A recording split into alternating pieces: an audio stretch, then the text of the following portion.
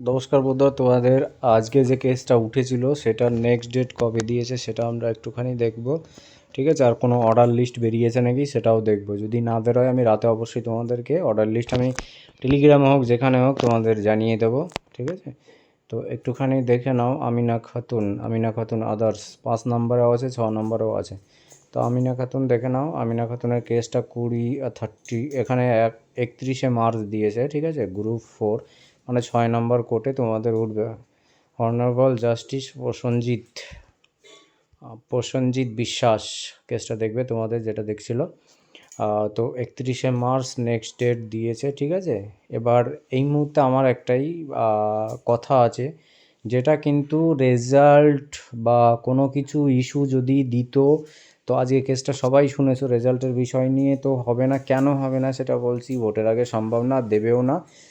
কেননা বলছি তোমাদের, আজকে যে রেজাল্ট পাবলিশ হয়ে যাবে বলে ফেল পার্টি আমিনা খাতুনে সে ক্যান ফাইল করেছে। ঠিক আছে, ক্যান ফাইল করেছে, তো ক্যান ফাইলের জন্য কোনো রেজাল্ট বা কোনো রকম কোনো কিছু পাবলিশ বা ইসের থেকে পিআরবির তরফ থেকে ইস্যু হবে না, কন্টিনিউ করতে পারবে না, সেই জন্য ক্যান ফাইলটা করেছে। ঠিক আছে, সেক্ষেত্রে তো কেসটা আরও আরেকটা জিনিস আছে, সেটা কেসটা সলভ হয়ে যায়, সলভ হওয়ার আগ অবধি মানে সলভ না হওয়ার আগ অবধি কোনো রকম কোনো কিছু রিক্রুটমেন্ট বোর্ড কোনো প্রকাশ করবে না ফল বা কোনো রকম কোনো কিছু অনগোয়িং প্রসেস কন্টিনিউ করতে পারবে না, সেই জন্য ক্যান ফাইলটা করা। ঠিক আছে, ক্যান ফাইলের বিষয় এটাই ছিল। আর রেজাল্ট কিন্তু এই কেস না মিটলে, এখন তো শিওর হয়ে গেলে, কেস না মিটলে কিন্তু রেজাল্ট পাবলিশ হবে না, সেটা ভোটের আগে হোক বা ভোটের পরেও হোক। কেস আমিনা খাতুনের যত পর্যন্ত না মিটবে ক্যান ফাইল 2তে, আজকে বলেই দিয়েছে ক্যান ফাইল 2তে কোনো রকম কোনো কিছু পাবলিশ করা সম্ভব না বা করবেও না। ঠিক আছে, তো এইটুকু ছিল ভিডিওটা, আর কিছু বলার নেই। কষ্টের সহিত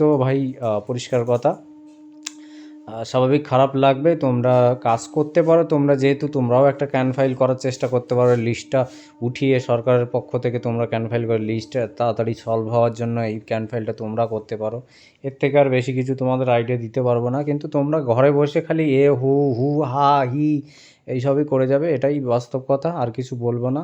যদি ভিডিওটা ভালো লাগে একটুখানি লাইক করে দেবো, ব্যাস এইটুকুই।